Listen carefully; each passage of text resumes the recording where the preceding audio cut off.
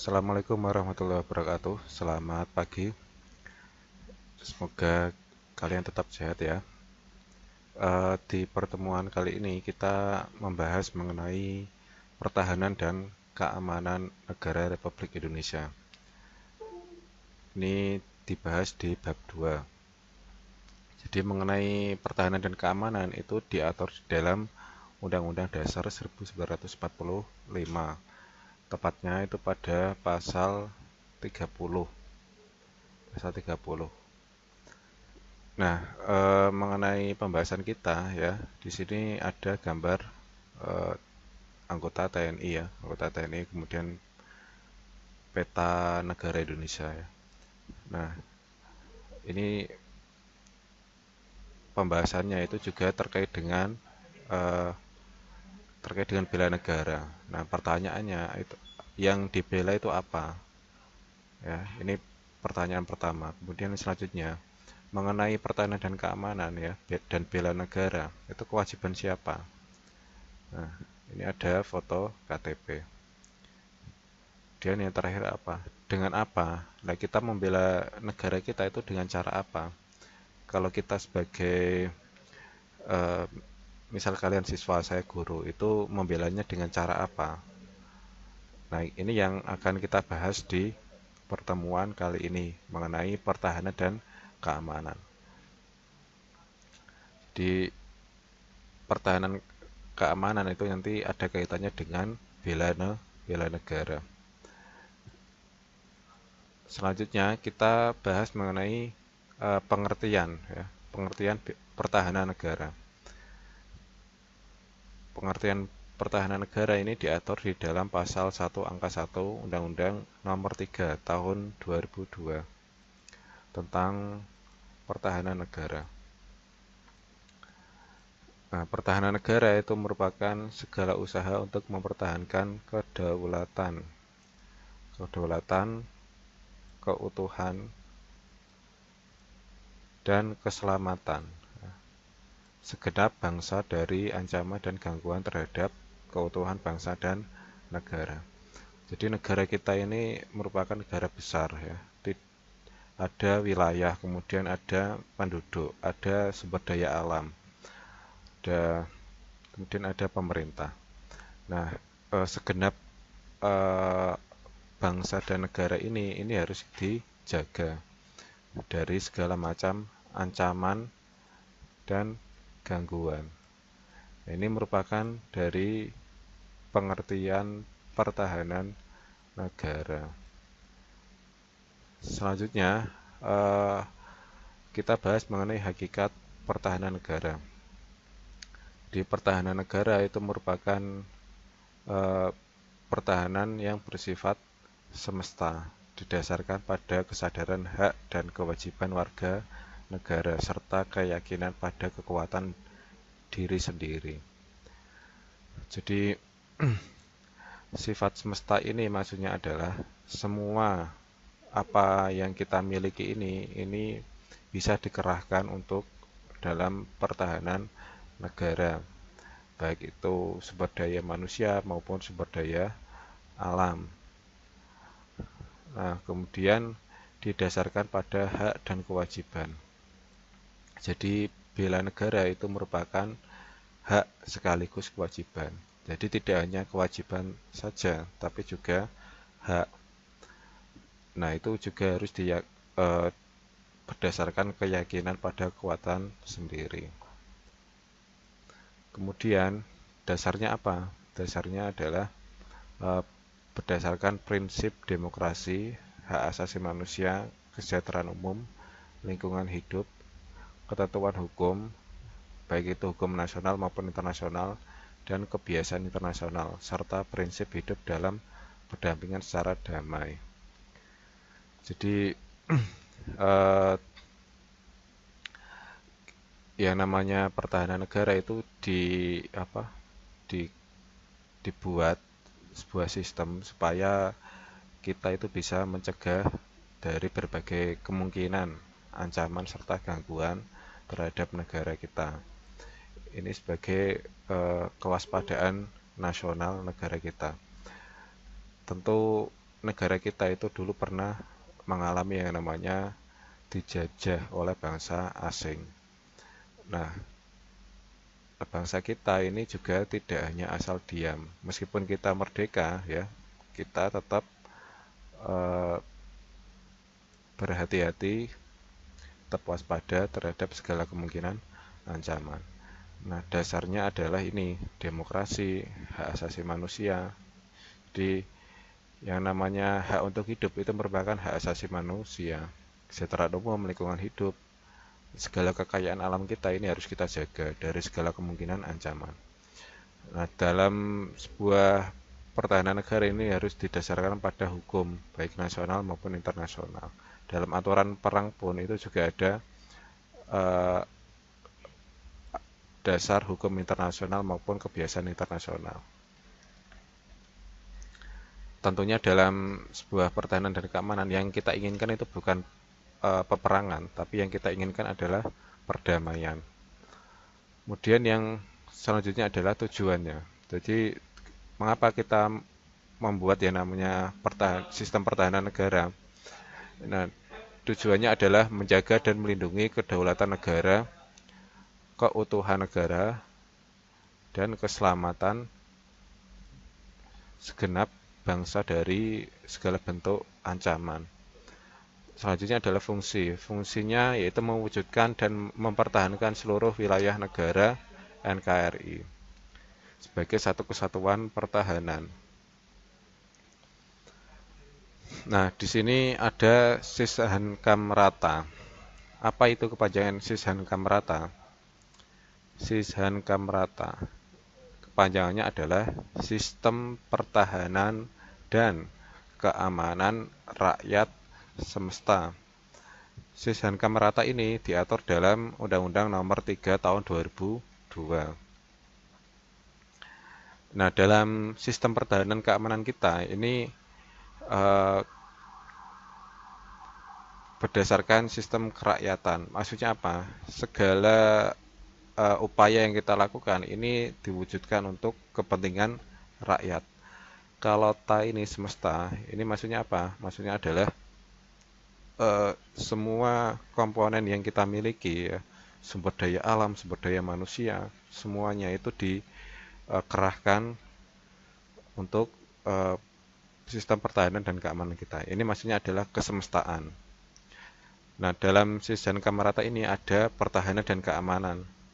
Dalam sistem pertahanan kita, kekuatan utama itu dijalankan oleh TNI.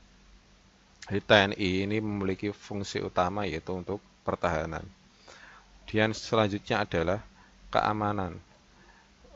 Itu dijalankan oleh Polri.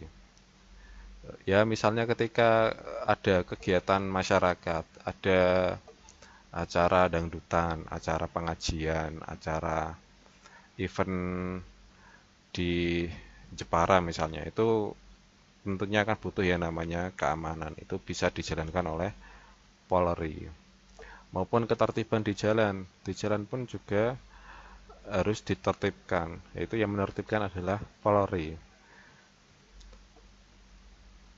Tapi kalau terkait dengan ancaman virus corona, ini juga eh, dijalankan oleh Polri. Tidak hanya Polri, TNI pun juga ikut serta dalam eh, pencegahan virus corona. Semuanya itu terlibat. Nah, selanjutnya ya, kita punya komponen cadangan. Komponen cadangan ini meliputi ya misalnya sumber daya alam, sumber daya manusia yang sudah terlatih dan siap siap untuk dimobilisasi atau siap untuk dikerahkan. Misalnya eh, ada ancaman peperangan. Nah, komponen cadangan itu sebelumnya sudah dilatih. Nah, ketika ada peperangan, maka komponen itu bisa dikerahkan untuk ikut peperangan. Tapi kalau sudah tidak ada perang, maka nanti bisa dikembalikan lagi. Dia nanti bisa melaksanakan tugasnya seperti semula.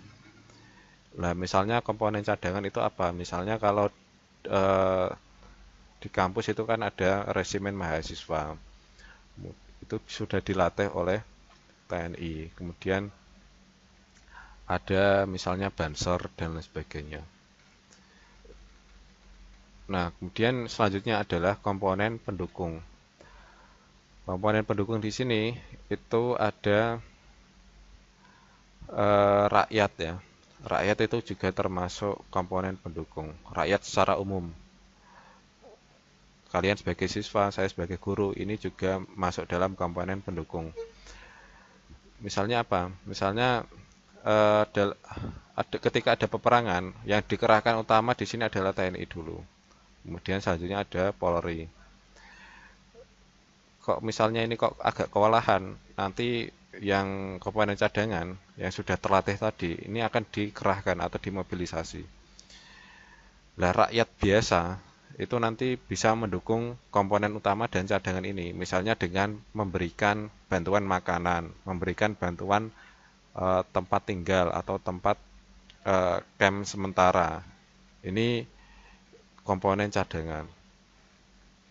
Ini adalah Sishankam Rata, sistem pertahanan, keamanan dan keamanan rakyat semesta. Ini dibuat sebuah sistem seperti ini ya, supaya ketika nanti ada ancaman, baik itu ringan, sedang maupun berat, seperti peperangan, ini bisa dijalankan sistem ini sebagaimana mestinya. Ini adalah Sishankam Rata. Nah, selanjutnya ini kita bahas mengenai kesadaran bela negara. Jadi dalam pertahanan keamanan di negara kita itu tidak hanya hak tapi juga kewajiban. Di seluruh warga negara Indonesia itu wajib dan berhak membela negara. Ini.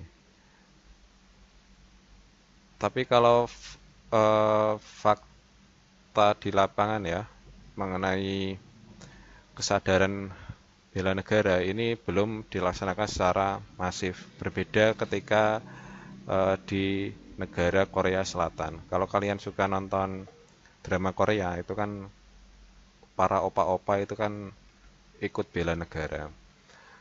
Kayak dulu ketika ada Asian Games ya, Korea Selatan itu kan juara Asian Games. Para pemain sepak bola itu ketika sudah mendapatkan juara, maka pemain sepak bola itu sudah dianggap melaksanakan bela negara. Mereka tidak diwajibkan untuk wajib militer. Ini adalah bela negara.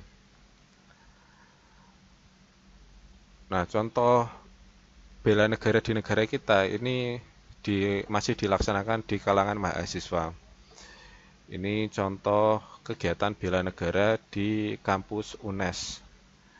Setiap mahasiswa baru yang baru masuk di kampus di semester 1 itu diwajibkan ikut program bela negara. Ini dilaksanakan di Rindam 4 Magelang. Kalau di Magelang itu kan ada Akmil ya, di sana juga ada Rindam. Ini para mahasiswa dilatih langsung oleh TNI. Nah, ini TNI-nya. Dilatih oleh TNI. Baik itu misal pelatihan fisik, mental, baris berbaris, kemudian mengenai penanaman kesadaran bela negara, kemudian pemahaman mengenai ideologi Pancasila, dan lain sebagainya. Ini dilatih langsung oleh TNI. Ini masih dalam kalangan mahasiswa. Tapi kemungkinan nanti itu di negara kita akan mewajibkan wajib militer. Supaya apa? Supaya komponen cadangan ini bisa lebih banyak dan sewaktu-waktu ini bisa dikerahkan. Ketika misal nanti kita dapat ancaman ya, nanti komponen cadangan ini bisa dikerahkan. Ini. Selanjutnya dalam penyelenggaraan pertahanan negara itu diselenggarakan melalui usaha, yaitu membangun dan membina kemampuan daya tangkal negara dan bangsa untuk menanggulangi setiap ancaman, baik itu ancaman fisik maupun non-fisik. Selanjutnya adalah sistem pertahanan Indonesia, yaitu sistem pertahanan keamanan rakyat semesta atau Sishankam rata. Selanjutnya bentuk pertahanan negara. Nah, salah satu wujud bela negara kita ya, itu bisa dilaksanakan sesuai dengan profesi kita, sesuai dengan status kita saat ini. Misalnya kalian sebagai siswa ya, itu bela negara bisa melalui pembelajaran PPKN. Itu. Kemudian ada pelatihan dasar kemiliteran. Tahu kalian bisa ikut pramuka, paskibra, itu juga termasuk eh, bentuk bela negara. Pengabdian sebagai TNI. Nah, kalau kalian sebagai siswa nanti sudah lulus SMA bisa ikut sebagai anggota TNI. Dan yang terakhir adalah pengabdian profesi.